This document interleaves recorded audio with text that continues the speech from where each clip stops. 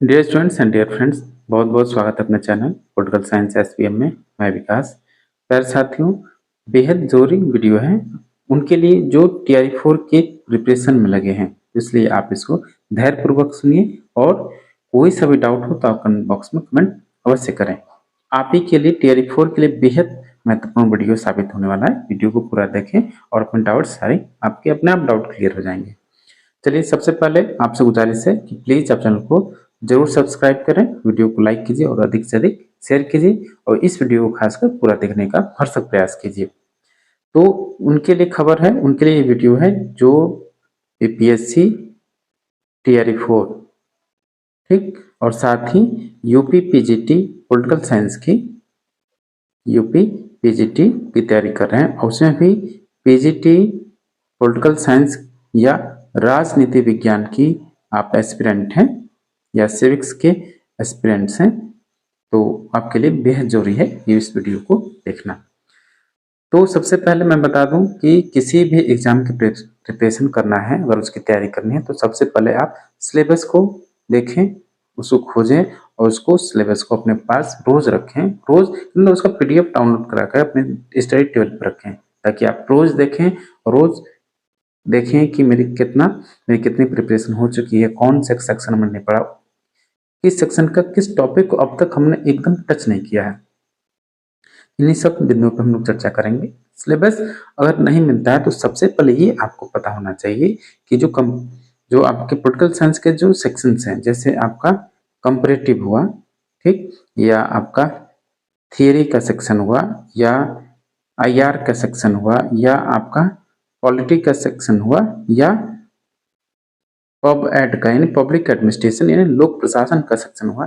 इन सभी सेक्शन से आपको ये पता होना चाहिए कि इसके टॉपिक्स कौन कौन से टॉपिक एकदम इम्पोर्टेंट हैं, ठीक, मोस्ट इम्पोर्टेंट टॉपिक कौन से हैं। अगर आप एवरेज स्टूडेंट हैं तो आपके लिए सबसे बड़ी बात यह है, पूरा पॉलिटिकल साइंस पढ़ने के बजाय एक तो पॉलिटिकल साइंस राजनीति विज्ञान अपने आप में अथाह सागर है, आप उसको कवर नहीं कर सकते। तो सबसे बड़ा तरीका ये है, सबसे बेहतर तरीका ये है कि आप टॉपिक्स को ढूंढें कि किस टॉपिक से जो मोस्टली क्वेश्चंस आते हैं, जो मोस्ट क्वेश्चंस या उनकी प्रोबेबिलिटी है, ये संभावना है, जो प्रश्न है संभावित प्रश्न है, इनको आप पकड़ें, ध्यान में इनको टच करें कि कौन कौन से क्वेश्चन रिपीट हो रहे हैं और किस सेक्शन में कौन कौन से टॉपिक बेहद महत्वपूर्ण है। इसी पे हम लोग चर्चा करने वाले हैं। तो सबसे पहले जो इंटरनेशनल रिलेशंस यानी जो अंतर्राष्ट्रीय संबंध है, उसमें देख लीजिए कौन कौन से टॉपिक्स बेहद महत्वपूर्ण हैं, जिनको आपको पढ़ना ही पढ़ना है, इनके बिना आपका काम नहीं चलेगा। अगर इन टॉपिक्स में अगर आप वीक हैं तो इसको जल्दी से आप इस पर अपनी पकड़ बनाइए। मोस्टली क्वेश्चंस आपके जो इंटरनेशनल रिलेशंस में है वो पूछे जाते हैं। एक तो meaning, nature, scope and definition, यानी कि कोई सा भी डिसिप्लिन है उसके जो सेक्शंस हैं उसमें सबसे पहले ही पूछा जाता है उसका अर्थ, परिभाषा, क्षेत्र, प्रकृति, या जो उसका इवोल्यूशन यानी उद्भव है, या उस विषय का विकास किन किन दौर से गुजरा है। एक तो ये चीज। दूसरा जो सबसे महत्वपूर्ण टॉपिक है नेशनल पावर यानी राष्ट्रीय शक्ति, इससे प्रश्न पूछे जाते हैं। नेशनल इंटरेस्ट यानी राष्ट्रीय हित से। डिप्लोमेसी यानी कूटनीति या राजनयन। और सबसे इम्पोर्टेंट जो आईआर में है आपका कोल्ड वार, यानी जो आपका शीत युद्ध है, द्वितीय विश्व युद्ध के बाद जो अंतरराष्ट्रीय राजनीतिक व्यवस्था है वो, उसमें आपको जो पढ़ना चाहिए। तमाम इसमें घटनाएं हैं। कोल्ड वार से लगभग 3 से 4 प्रश्न जरूर आते हैं, ठीक। इंटरनेशनल ऑर्गेनाइजेशन यानी जो अंतर्राष्ट्रीय संगठन है, जैसे आपका यूनाइटेड नेशन हुआ, या आपका यूनिसेफ हुआ, या आपका WHO, ठीक, या आपका रेड क्रॉस हुआ, या आपका WTO हुआ, वर्ल्ड इकोनॉमिक फोरम हुआ, ये सब चीजें। इसके साथ फिर आपका रीजनल इकोनॉमिक कोऑपरेशन ऑर्गेनाइजेशन जो है, यानी जो क्षेत्रीय आर्थिक सहयोग संगठन है उसको भी, जैसे इसमें आ जाएंगे आपके सार्क या आसियान, आसियान हुआ, या सार्क, ये सब चीजें आपका, या यूरोपीय यूनियन हुआ, ये सब चीजें बेहद महत्वपूर्ण। रीजनल कोऑपरेशन में यूरोपीय यूनियन, सार्क, आसियान, सार्क, और इसी के साथ एक आपका नॉन अलाइनमेंट मूवमेंट है ना, इसको भी आपको इंटरनेशनल रिलेशन में ठीक ठाक अच्छे से इस पर अपनी पकड़ बनाइए। फिर दूसरा सेक्शन है आपका कंपैरेटिव पॉलिटिक्स, यानी जो तुलनात्मक राजनीति है वो। तुलनात्मक राजनीति में भी मैं कहूँगा जो इसका डेवलपमेंट एज ए डिसिप्लिन या इवोल्यूशन, इसका तुलनात्मक राजनीति का एक विषय के रूप में विकास कैसे हुआ या इसका उद्भव किस प्रकार हुआ, ये भी आपको पढ़ना चाहिए। डेफिनेशन और स्कोप और अप्रोचेज, ये तो है। अप्रोचेज में भी जो आपका जो डेविड ईस्टन का व्यवस्था उपागम या इनपुट आउटपुट अप्रोच है उसको फिर इसके बाद आमंड और पावेल का जो स्ट्रक्चरल और फंक्शनल अप्रोच है, संरचनात्मक प्रक्रियात्मक उपागम, ये आपको जरूर पढ़ना चाहिए। पॉलिटिकल कल्चर यानी राजनीतिक संस्कृति, पॉलिटिकल डेवलपमेंट राजनीतिक विकास, पॉलिटिकल मॉडर्नाइजेशन राजनीतिक आधुनिकीकरण, ये तीनों ही पढ़ना चाहिए। और राजनीतिक आधुनिकीकरण में जो लुसियन पाई का जो 10 सिद्धांत है वो भी आपको याद होना चाहिए। याद नहीं करना, मतलब कुछ उसमें 2-4 याद कर लीजिए, उसको समझ लीजिए वो। फिर इसमें जो तुलनात्मक राजनीति में आपका प्रेशर ग्रुप्स है यानी दबाव समूह, एलीट थ्योरी जो अभिजन सिद्धांत है वो, और इंटरेस्ट ग्रुप्स यानी जो हित समूह है वो भी आपको, ये तीनों ही बेहद महत्वपूर्ण है तुलनात्मक राजनीति में। फिर थ्योरी ऑफ डेमोक्रेसी यानी लोकतंत्र के जो सिद्धांत है, इससे भी बहुत ज्यादा प्रश्न पूछे जाते हैं।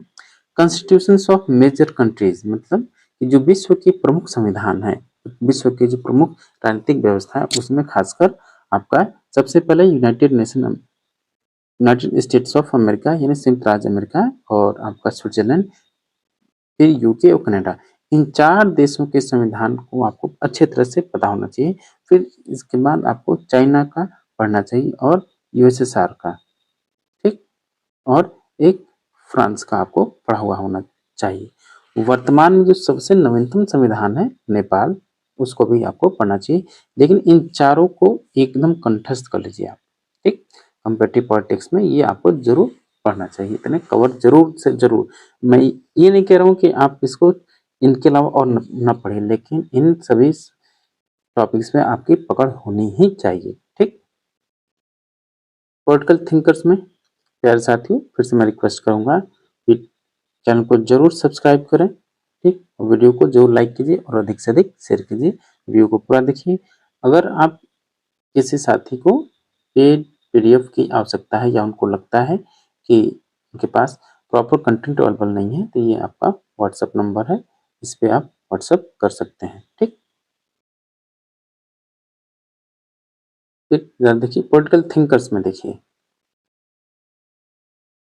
पॉलिटिकल थिंकर्स में सबसे पहले मनु और कौटिल्य, इन दोनों में से सबसे ज्यादा अगर महत्वपूर्ण कहूँ तो आपको कौटिल्य से प्रश्न पूछे जाते हैं, लेकिन दोनों ही विचारक बेहद महत्वपूर्ण है।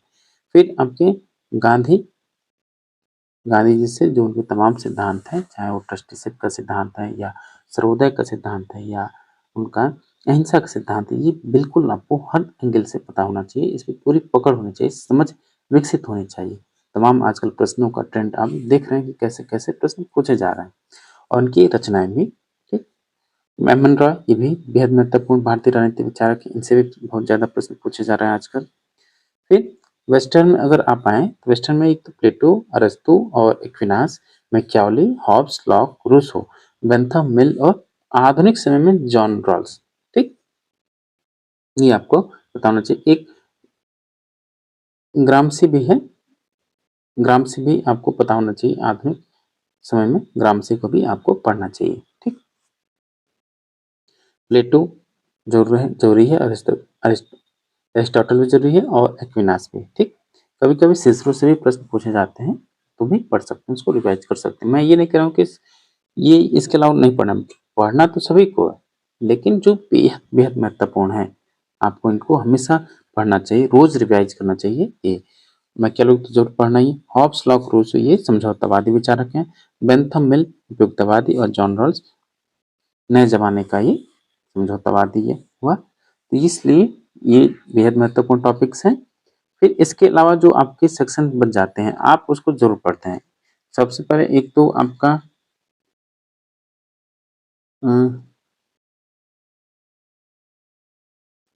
अब है आपका पब्लिक एडमिनिस्ट्रेशन यानी लोक प्रशासन,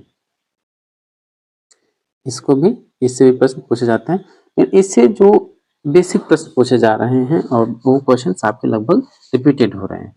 इसमें आपको एक तो इवैल्यूएशन पढ़ना है, जो लोक प्रशासन के जो विकास के चरण हैं, ठीक?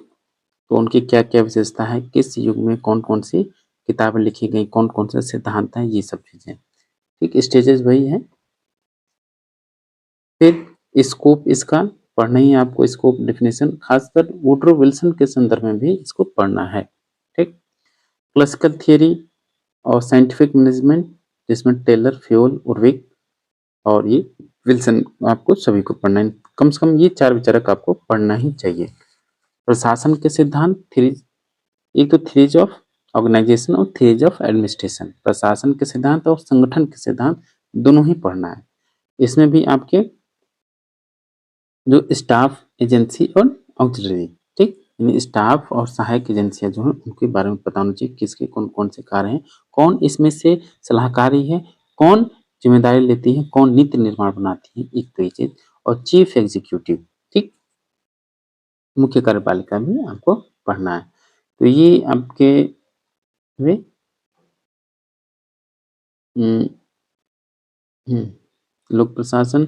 और एक जो आपका बच जाता है वो है आपका पॉलिटी। पॉलिटी तो आप पढ़ते ही हैं, कोई डाउट नहीं इसमें, यानी राज्य व्यवस्था या मुख्य रूप से आप जिसको संविधान कहते हैं। बहुत लोग पॉलिटिकल साइंस को एक एक उसका प्रवाचिक रूप में संविधान को बुझाना है, जो कि गलत है, ऐसा नहीं है। एक सेक्शन कह सकते हैं, ठीक, एक पार्ट कह सकते हैं उसका। तो पॉलिटी जब भी पढ़ें तो संविधान में भी बेहद महत्वपूर्ण टॉपिक्स हैं, उसको जरूर देखें। तो मैं जो जो हमने आपको बताया, कम से कम जितने भी आपके टॉपिक्स हैं इनसे रिलेटेड आप उसको जरूर पढ़ें, ठीक। और बिना इसके काम नहीं चलेगा। स्ट्रेटजी बना लीजिए। अगर आपको TRE 4 में सिलेक्शन लेना है, TRE 4 में लगे हैं या यूपी PGT में लगे हैं या किसी भी देश, किसी भी राज्य में स्टेट जो PGT का एग्जाम है उसमें उसके प्रिपरेशन में लगे हैं, तो आपको ये टॉपिक जरूर जरूर पढ़ना ही है, तभी आपका क्लियर होगा। आप भाग नहीं सकते। कोई शॉर्ट टिक या शॉर्ट पे कोई या शॉर्टकट नहीं अपना सकते, बहुत नुकसान होता है। इसलिए बराबर सभी सेक्शन को पढ़िए। और आजकल का जो दौर है, कंसेप्ट बेस्ड क्वेश्चन पूछे जा रहे हैं, इसलिए आप कंसेप्ट अपना क्लियर कीजिए। इसे इसलिए जरूरी है कि आप टेक्स्ट बुक को पढ़िए, उसमें भी जो मैं महत्वपूर्ण बताया उसको तो आपको छोड़ना नहीं है। चलिए, शुभकामनाओं के साथ कि आप आने वाले भविष्य में बेहतर कर सकें, आप सफलता को प्राप्त करें। और इसी साथ गुजारिश है कि आप चैनल को जरूर सब्सक्राइब करें, वीडियो को लाइक कीजिए, वीडियो को पूरा देखिए और अपने दोस्तों में अधिक से अधिक शेयर कीजिए। Thank you for watching.